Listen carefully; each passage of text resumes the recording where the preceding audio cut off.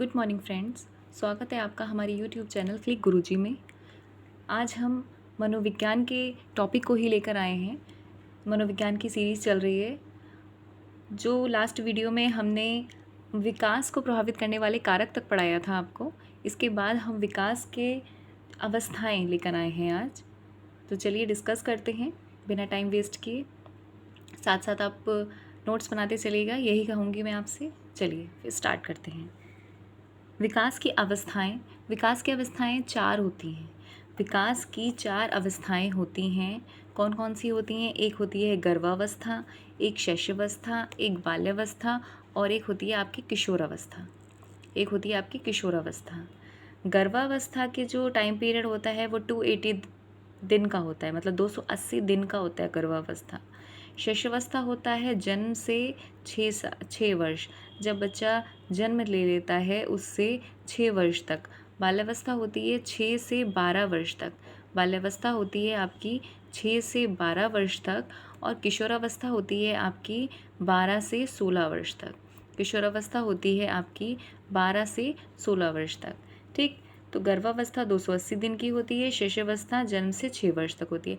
अब इसको भी डिवाइड कर दिया, जन्म से 6 वर्ष में भी डिवाइड कर दिया है कि जन्म से जो 3 वर्ष होंगे उसको पूर्व वाले शैशवावस्था में रखा गया है। जन्म से 3 वर्ष जो होंगे वो आपको पूर्व शैशवावस्था में रखे गए हैं और 3 से 6 वर्ष उत्तर शैशवावस्था में रखे गए हैं। क्लियर? आगे बढ़ते हैं। बाल्यावस्था आपकी 6 से 12 वर्ष तक होती है। इसको भी 2 भागों में बांटा गया है। 6 से 9 वर्ष का टाइम जो होता है वो पूर्व बाल्यावस्था होती है और जो 9 से 12 वर्ष का टाइम होता है वो उत्तर बाल्यावस्था होती है। ठीक, किशोरावस्था भी इसी तरह से होती है। 12 से 16 वर्ष पूर्व बाल किशोरावस्था और 16 से 18 वर्ष उत्तर बाल्यावस्था किशोरावस्था 12 से 16 वर्ष पूर्व किशोरावस्था और 16 से 18 वर्ष उत्तर किशोरावस्था। क्लियर? जो एग्जैक्ट एज होती है किशोरावस्था की वो 17 वर्ष होती है। इस चीज़ को ध्यान रखिएगा। ठीक है, एक बार फिर रिपीट करा देते हैं। विकास के चरण, विकास के अवस्थाएं, तो विकास की अवस्थाएं 4 होती हैं। कौन कौन सी होती हैं? तो गर्भावस्था होती है, शैशवावस्था होती है, बाल्यावस्था होती है और किशोरावस्था होती है। जो आपकी गर्भावस्था होती है वो 280 दिन की होती है। शैशवावस्था जन्म से 6 वर्ष तक की होती है। बाल्यावस्था 6 से 12 वर्ष तक की होती है और किशोरावस्था आपकी 12 से 16 वर्ष तक की होती है। गर्भावस्था के दिन 280 दिन होते हैं टाइम पीरियड। शैशवावस्था का टाइम पीरियड जन्म से 6 वर्ष तक का होता है। जन्म से 3 वर्ष पूर्व शैशवावस्था और 3 से 6 वर्ष उत्तर शैशवावस्था। इसी तरह से बाल्यावस्था 6 से 12 वर्ष होती है। 2 भागों में इसको भी डिवाइड करा गया है। 6 से 9 वर्ष का जो टाइम होता है उसको पूर्व बाल्यावस्था कहा जाता है और 9 से 12 वर्ष के टाइम को उत्तर बाल्यावस्था कहा जाता है। किशोरावस्था पर आते हैं। जो 12 से 16 वर्ष होती है वो पूर्व किशोरावस्था होती है और 16 से 18 वर्ष उत्तर किशोरावस्था होती है। जो एग्जैक्ट आयु होती है वो 17 वर्ष होती है। विकास के पक्ष कौन कौन से होते हैं? तो शारीरिक विकास होता है, मानसिक विकास होता है। मतलब विकास के पक्ष हैं तो कौन कौन सा विकास होता है? तो विकास होंगे आपके जैसे शारीरिक विकास होता है, मानसिक विकास होता है, संवेगात्मक विकास होता है, सामाजिक विकास होता है और चारित्रिक व नैतिक विकास होता है। ये सारे विकास ही विकास के पक्ष में आते हैं, है ना। चलिए आगे बढ़ते हैं। जैसे शैशवावस्था, अब ये इम्पॉर्टेंट है। जो भी अवस्थाएं बताई गई हैं विकास की, अब उसको एक्सप्लेन किया गया है। ठीक, चलिए शैशवावस्था, यहाँ से क्वेश्चन बनते हैं, इसको ध्यान रखिएगा। ये मानव विकास की पहली अवस्था है। ये मानव विकास की पहली अवस्था है और मनोवैज्ञानिकों ने शारीरिक विकास की दृष्टिकोण से इस अवस्था को अत्यंत महत्व प्रदान किया है। जो मनोवैज्ञानिक हैं उन्होंने शारीरिक विकास के दृष्टिकोण से इस अवस्था को बहुत ही महत्व प्रदान किया है, क्योंकि 4-5 वर्ष की अवस्था शरीर और मस्तिष्क के लिए बड़ी ग्रहणशील मानी जाती है। भाई कहते नहीं है, बच्चे का जो उचित पालन पोषण है वो शैशवावस्था में ही अगर हो जाए सही से तो बच्चा ग्रोथ करेगा, उसकी ग्रोथ और डेवलपमेंट बहुत अच्छे से होगा, है ना। और जो बच्चों का विकास सही से नहीं हो पाता है, चाहे वो शैशवावस्था में नहीं हो पाता है, तो वो बच्चे जो होते हैं कुपोषण के शिकार हो जाते हैं। ये तो आप जानते ही हैं, है ना। तो इसीलिए ये मानव विकास की पहली अवस्था है और मनोवैज्ञानिकों ने शारीरिक विकास के दृष्टिकोण से इस अवस्था को अत्यंत महत्व प्रदान किया है, क्योंकि 4-5 वर्ष की जो अवस्था होती है वो शरीर और मस्तिष्क दोनों के लिए बड़ी ही ग्रहणशील मानी जाती है। समझ में आया शिशुअवस्था के पॉइंट्स। आगे बढ़ते हैं। अब परिभाषा आ जाती है शिशुअवस्था की। परिभाषाओं में क्या क्या है? परिभाषा है जैसे कि बालक जो कुछ बनना होता है 4-5 वर्षों में बन जाता है। ये किसने कही है? ये फ्राइड ने कही है। ये किसने कही है? फ्राइड ने कही है कि बालक को जो कुछ बनना होता है वो 4-5 वर्षों में बन जाता है। कहने का मतलब ये है कि अगर जैसा भी बच्चे का माइंड सेट होता है तो वो उसी तरह से काम करेगा, है ना। तो इसी तरह से बोला है कि बालक में, तभी तो बोला जाता है कि बच्चों के सामने कुछ भी ऐसा मत करिए जो, क्योंकि बच्चे बहुत जल्दी कैच कर लेते हैं। अगर गलत काम करेंगे हम उनके सामने, अपना गलत तरीके से हम कोई भी बात करेंगे या प्रेजेंट करेंगे तो बच्चा उस चीज़ को कैच कर लेगा, बच्चे के माइंड में वो चीज़ स्टोर्ड हो जाएगी और बच्चा फिर उसी का ही अनुकरण करेगा। क्लियर। तो इसलिए कह रहे हैं बालक जो कुछ बनना होता है 4-5 वर्षों में बन जाता है। ये किसने कहा है? ये फ्राइड ने कहा है।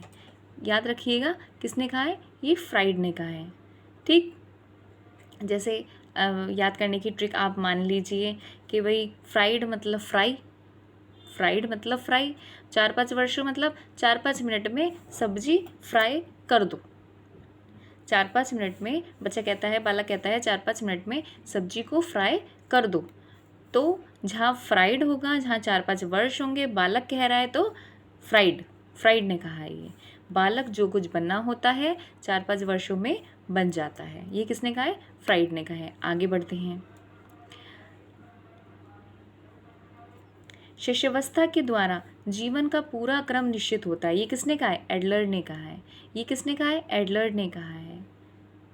शिशुअवस्था के द्वारा जीवन का पूरा क्रम निश्चित होता है। किसने कहा है? ये एडलर ने कहा है। इसको ध्यान रखिएगा। और बालक जो कुछ बनना होता है 4-5 वर्षों में बन जाता है। भाई 4-5 मिनट में बालक कहता है कि सब्जी फ्राई करके दो, तो ये किसने कहा है? फ्राइड ने कहा है।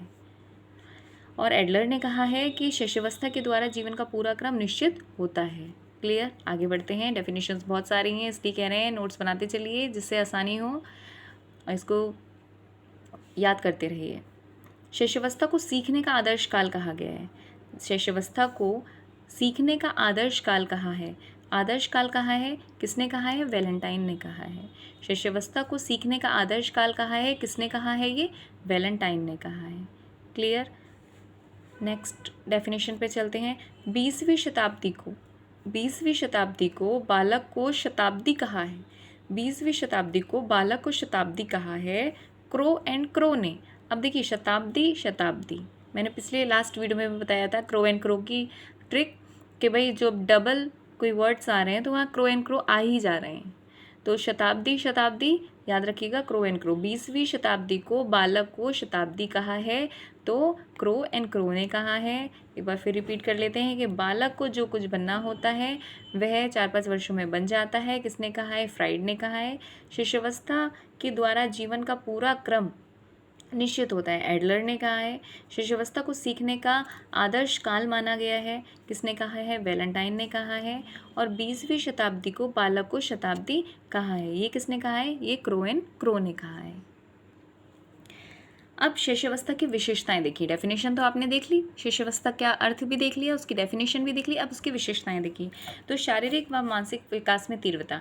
भाई जब बच्चा शिशुअवस्था में होता है तो उसका शारीरिक और मानसिक विकास में तीव्रता आ जाती है, पर निर्भरता आ जाती है, क्योंकि बच्चा खुद पे तो डिपेंड होता नहीं है, बच्चा दूसरे पर डिपेंड होता है, तो पर निर्भरता आ जाती है। मूल प्रवृत्ति व्यवहार, मतलब बच्चा संवेग के द्वारा, मूल प्रवृत्ति के द्वारा बच्चा अपने व्यवहार को व्यक्त करता है। दोहराने की प्रवृत्ति, बच्चे को अनुकरण की प्रवृत्ति आ जाती है। जैसे हम लोग करते हैं ना, बच्चों को हम सिखाते हैं कि छोटा आ, बड़ा आ, छोटी ई, तो हम उसको रिपीट करते रहते हैं, तो वो दोहराने की प्रवृत्ति आ जाती है। अनुकरण द्वारा सीखता है बच्चा, देख कर भी सीख लेता है, दोहराता भी है। प्रत्यक्ष अनुभव के द्वारा सीखना, सामने से देखकर सीख रहा है। कुछ भी हम किसी के थप्पड़ मार देंगे तो बच्चा भी उस चीज़ को सीख लेगा बड़ी जल्दी। ठीक है, हम किसी से प्यार से बोल लेंगे या किसी को कुछ शेयर कर देंगे, बच्चा भी जल्दी से शेयर कर लेगा। तो बच्चों में ये व्यवहार बहुत जल्दी आ जाता है। संवेगों का प्रदर्शन करता है बच्चा, जैसे कि भय, क्रोध, प्रेम, पीड़ा, ये सारे क्या होते हैं? ये संवेग होते हैं। इनके द्वारा भी बच्चा अपना प्रदर्शन करता है अपने व्यवहार का।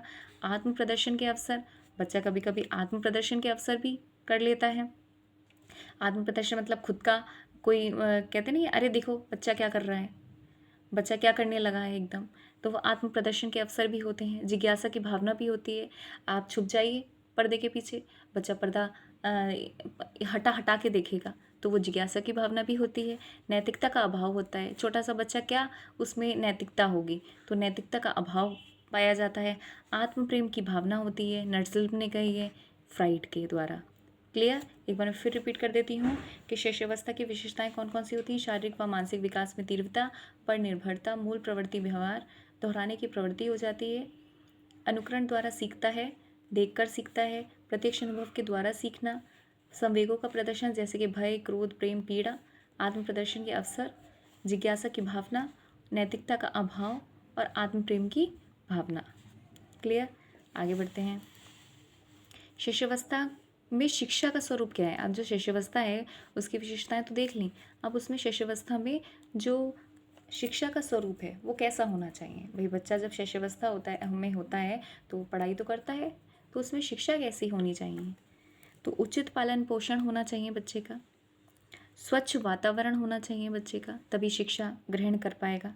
मूल स्नेह प्रेम पूर्ण व्यवहार, मतलब बच्चे को बिल्कुल स्नेह से प्रेम के साथ पढ़ाना चाहिए। जिज्ञासा की संतुष्टि होनी चाहिए। जिस चीज़ में बच्चा जिज्ञासा दिखा रहा है उस बच्चे को बता दीजिए वो चीज़, उसकी जिज्ञासा को संतुष्ट कर दीजिए। मूल प्रवृत्तियों का प्रोत्साहन किया जाता है शिक्षा में। रुचिकर पाठ्यक्रम, बच्चे को जो चीज़ पसंद है वही चीज़ पढ़ाइए, उसका रुचि उस जिसमें है उसी हिसाब से आप पाठ्यक्रम दीजिए, तो बच्चा अपनी शिक्षा को अच्छे से ग्रहण कर पाएगा। उस पर ज़बरदस्ती बोझ मत डालिए, है ना। क्रिया तथा खेल द्वारा शिक्षा, बच्चे को जो छोटा क्लास होता है शिष्यावस्था में, तो बच्चे को खेल खेल में ही सिखा देते हैं।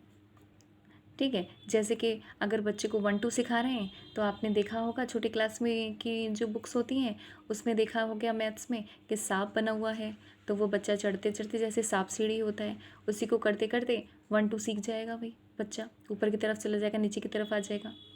तो खेल खेल में भी शिक्षा हो जाती है। अच्छी आदतों का निर्माण हो जाता है शिक्षा के द्वारा, और सामाजिक व नैतिक शिक्षा आ जाती है। सामाजिक व नैतिक शिक्षा, जब बच्चा स्कूल जाने लगता है तो बच्चे के अंदर बहुत सारे सामाजिक गुण और नैतिक गुण आ ही जाते हैं। क्लियर? तो यहाँ तक हमारा शिष्यावस्था की जो पूरा सेशन था वो कंप्लीट हो चुका है। नेक्स्ट वीडियो में हम बाल्यावस्था को लेकर आएंगे, उसको डिस्कस करेंगे। ठीक है, अगर वीडियो अच्छा लगा हो तो वीडियो को लाइक और सब्सक्राइब कर दीजिएगा। ऐसे ही हम आगे भी आपको बाल्यावस्था फिर किशोरावस्था लेकर आएंगे। वीडियो बहुत बड़ी हो जाती है, इसलिए छोटी छोटी वीडियो में पार्ट 1 पार्ट 2 करके ही वीडियो आएगी। अब अच्छी लगी हो लाइक सब्सक्राइब कर दीजिएगा। धन्यवाद।